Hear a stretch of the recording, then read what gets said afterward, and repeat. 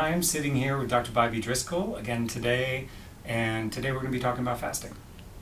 So we'll build this as kind of like how we do it, and how we practice fasting, and we'll kind of layer in our thoughts over time. All right. As we talk about each of the different modalities and how we do them.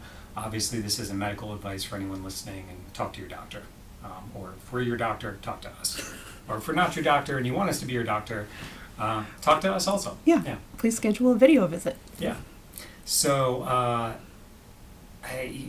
guess the easiest way to start with fasting is probably time-restricted eating, and to cover that, although, certainly that's a different thing, or I view it as a different thing than true fasting. Right. And maybe I'll give you my definitions, and you can kind of let me know. No, that's a great place to start, because I know the definitions really kind of set the mold, because people have an idea what fasting is, and is it just skipping a meal or a couple of meals or more than that? So let's talk about what is fasting. Yeah, I think what people are calling intermittent fasting these days, we call time-restricted eating. And it's just basically within a 24-hour time frame, you are fasting, not eating for a certain period of time, and eating for a certain window. So there's a fasting window and an eating window. An example would be 8 hours of eating and 16 hours of fasting. So time-restricted eating is always less than 24 hours of fasting. And basically, you have to add up between your eating phase and your fasting phase. It adds up to 24 hours, basically. Easy math. Yeah, easy math. Now, there's different definitions I've seen here, but with like a prolonged fast, do you consider 24 hours and beyond, 48 and beyond?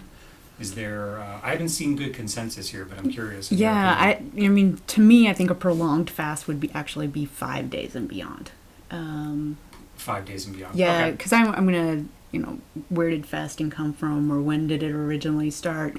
And I tend to think it probably started with religious practices. And I think a majority of religious practice, 2 to 3 days of fasting. Yeah.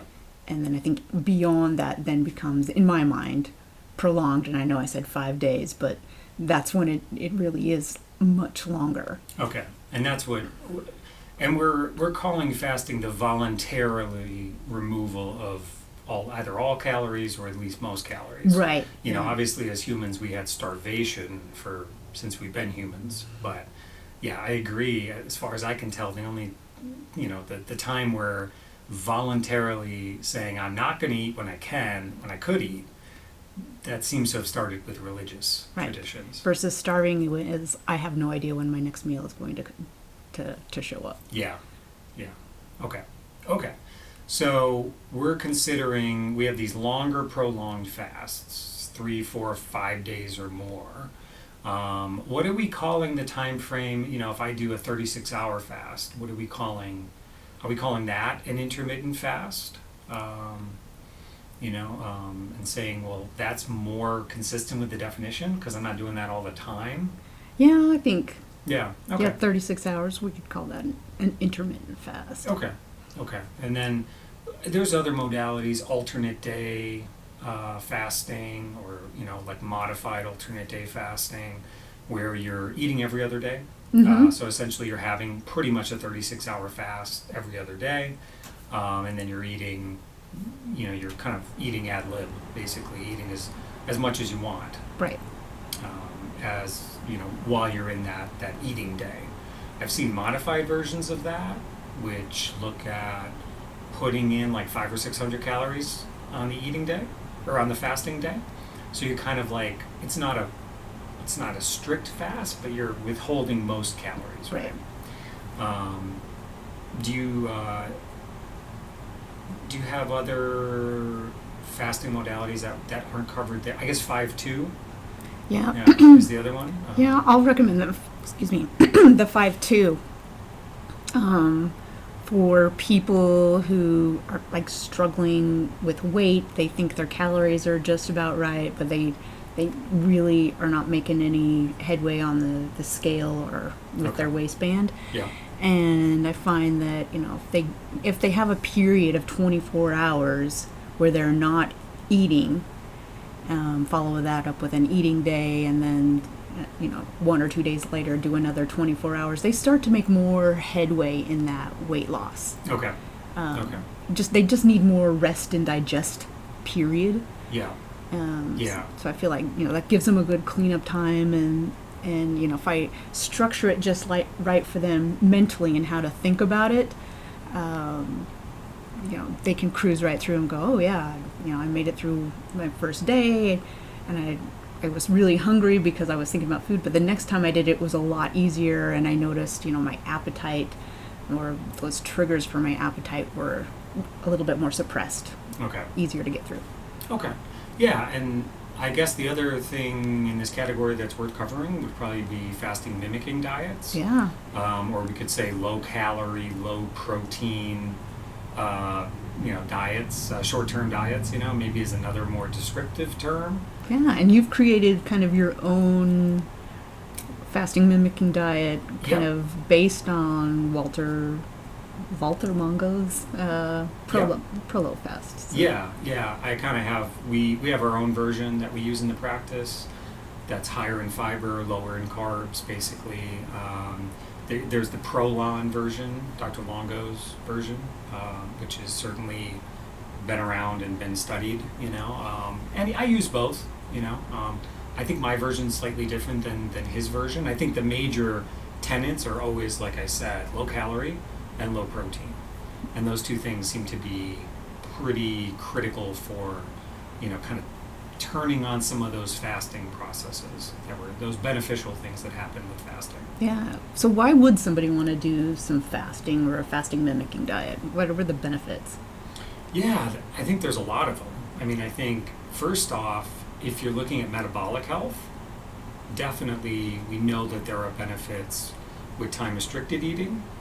So the kind of limiting your amount of hours per day that you're eating, we know that there's some metabolic benefits there. I don't know that it's clear it always lowers inflammation. Seems like sometimes it does, sometimes it doesn't. I don't know that that's.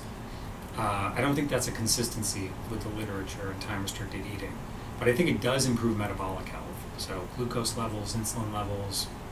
And particularly as that eating window gets narrower and narrower, smaller and smaller, as you get to the 2 hours, 4 hours, 1 hour of eating, and then essentially you're having a 22 or 23 hour fast every day.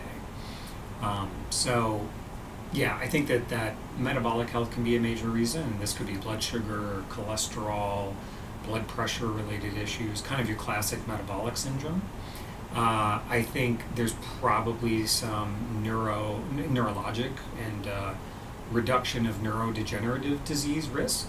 I don't know, when we talk about treating neurodegenerative disease, I don't know that that's as clear to me.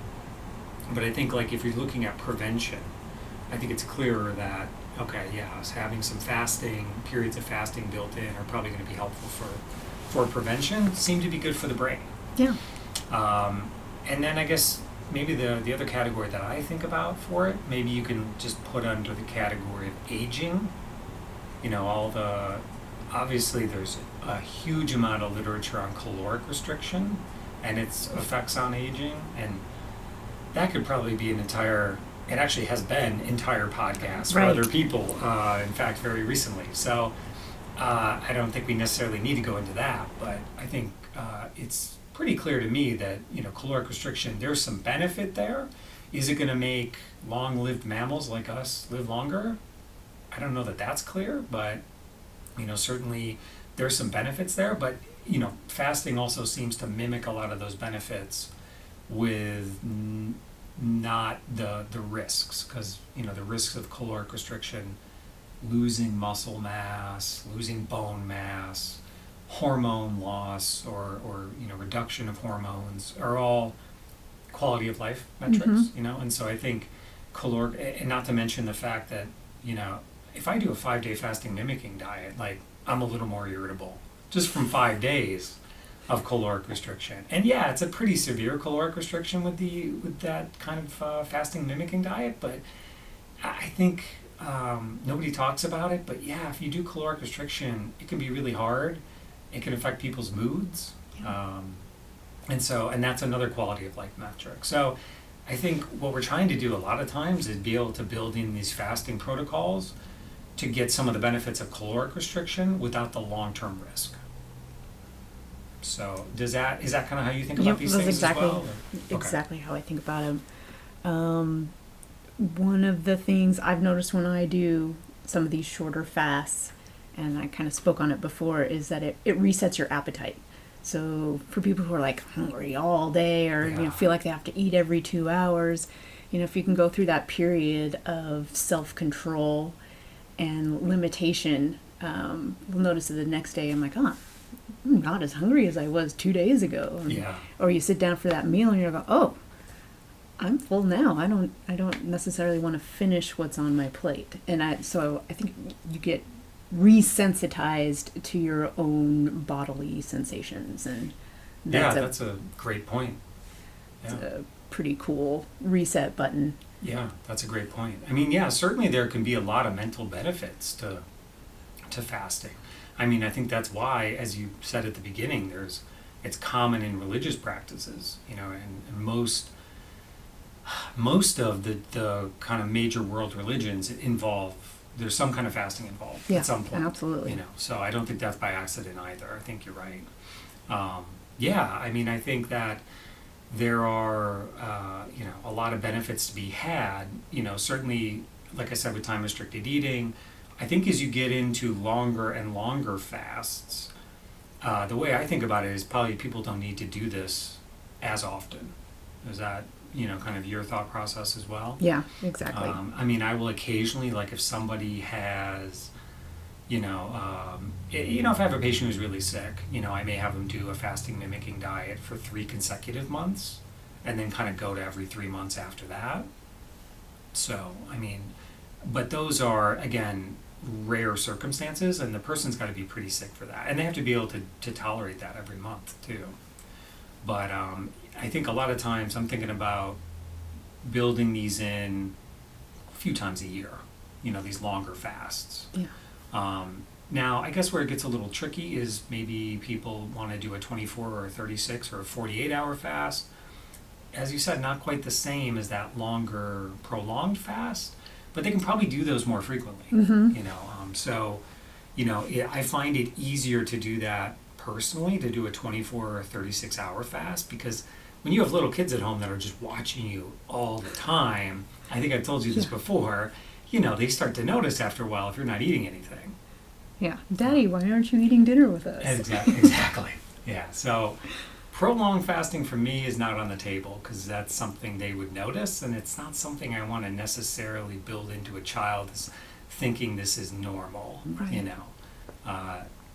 Obviously children, what's the saying in pediatrics? Children are not just tiny adults. Yeah, they're not just little adults. Yeah, they're not just little adults. Like, they're a completely separate, category. Yeah, their physiology is just a little bit different than ours. Yeah. So, I mean, I like the fasting mimicking diet because I can eat. My version kind of the fasting mimicking diet, it looks like a lot of food, because it's like a huge bowl of leafy greens twice a day. So it actually looks like I'm eating a lot, whereas I'm really not. So I like that aspect, because at least they're seeing me eat. And I feel like I'm getting most of the benefits with the FMD. All right, good. But, so how about, one of the concerns with fasting or time-restricted eating is that people don't consume enough calories if they're doing this long term. And that certainly becomes a real concern in terms of their micronutrients and potentially macronutrients, and things get off balance, and then we're getting people, they're going down the sick road instead of down the healthy road. We've parted ways. So what kind of ideas do you give to your patients to consider? Are you getting enough calories, or maybe this is not the right time restriction for you? Yeah, I mean, certainly I look at a few factors with that. Age definitely is a big factor, I think, with that. As somebody gets older and older, appetite oftentimes is people get into their 80s and certainly beyond, tends to fall off a bit. The other thing that's happening, obviously, is sarcopenia with age. So, the kind Which is the loss of muscle mass, lean Yes. body tissue. age-related loss of muscle mass. Yes, thank you for defining. And so they're losing that lean mass, and so yeah, I don't know. I think it may be kind of a stretch for somebody in their 90s to have them do a prolonged fast. And I think if you look at and Walter's talked about this, if you look at some of the fasting literature in mice, obviously, as you start to fast mice at that point where they would be equivalent to a 70 or 80-year-old human, like the benefits just aren't there, and you start to get more with the risk side of the equation. Mm-hmm. So I think age is a factor. I think having people do strength training while they're fasting, I'm a big fan of that, just to kind of send that signal to the muscles that we're here, maintain us, let the body know, okay, we need to maintain this muscle mass. We don't need to break this down for a fuel source. Yeah. So I think that's another big part that I'll tell people, even if you're just doing a few sets, I mean, we're not talking about a full resistance training, 45-minute to hour-long resistance training session every day you're fasting, but maybe you're just kind of doing a little bit every day. Maybe you have your twice a week, 45-hour-long, resistance training that you're doing, but on the days you're fasting in between those, you're just doing, a single set of a lower body, a single set maybe of an upper body, just to kind of, again, send that signal to not break down muscle. Yeah. Yeah.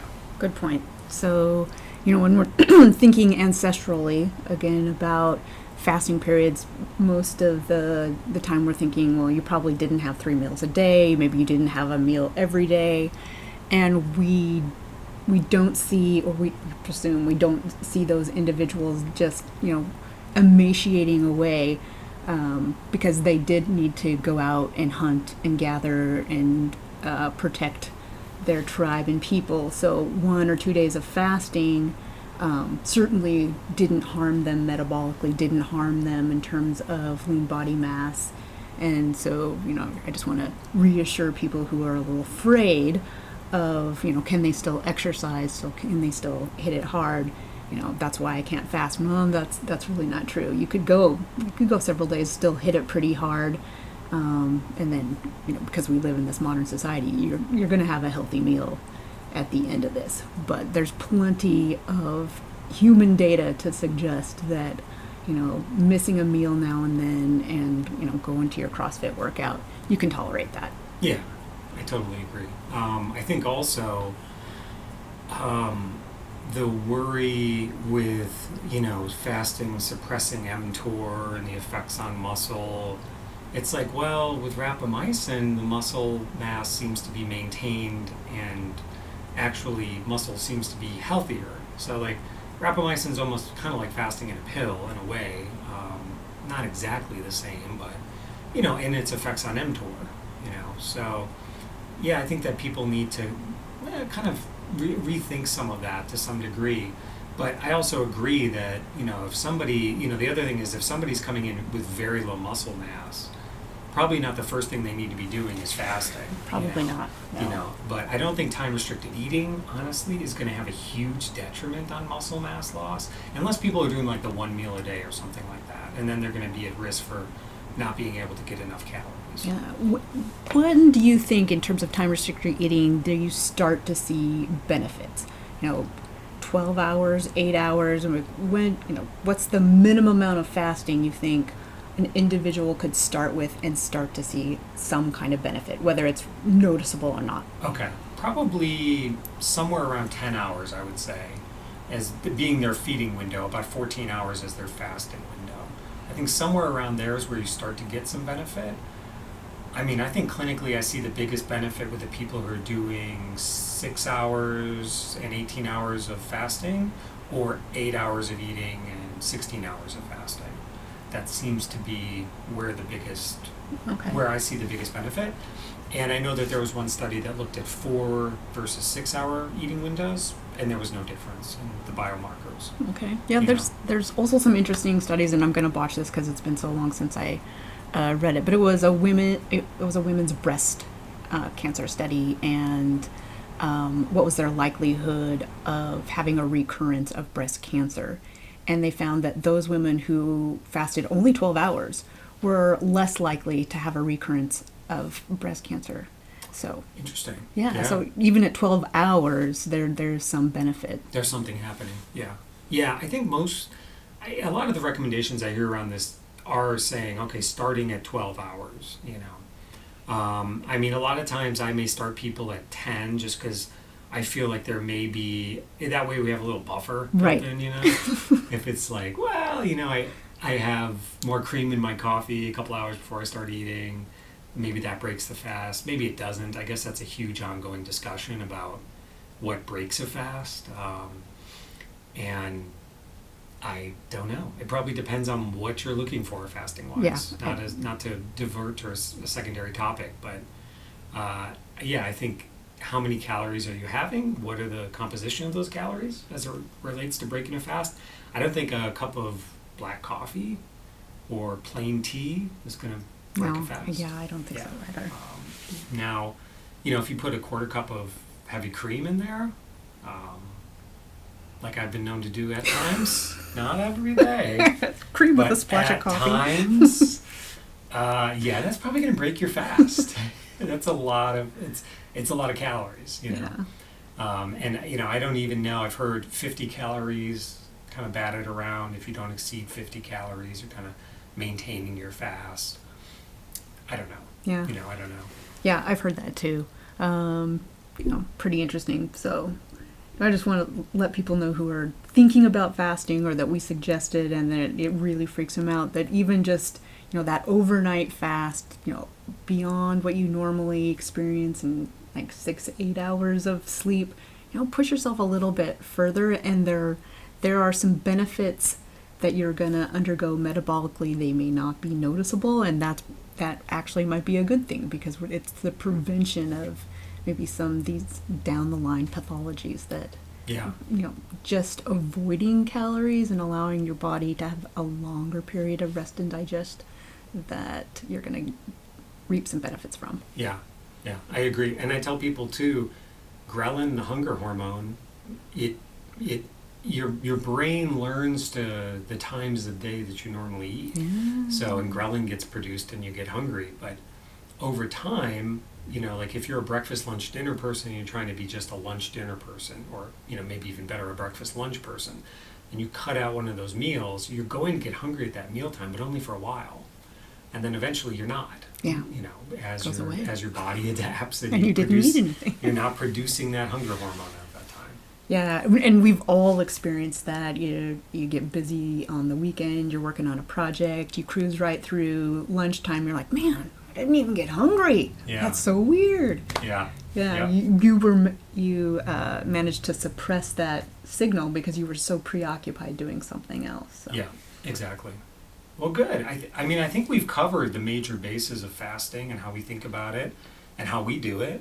I mean, I don't know that I don't know that I have much else to add to this. I don't know if there's anything else. Yeah. So, you know, for those of our patients out there who'd like to, you know, experiment with fasting, you know, please contact us and we can help guide you, give you a little bit more information. And those of you who are out there who would like to join our practice, please. Yeah, come on in. Please Yeah. come on in, and we'd be happy to talk about fasting with you. Yeah, absolutely. Great. Well, great talking with you again today. Yeah. And yeah, we'll keep doing these conversations about, well, what we think are interesting topics. Hopefully everyone else agrees. That's but- right.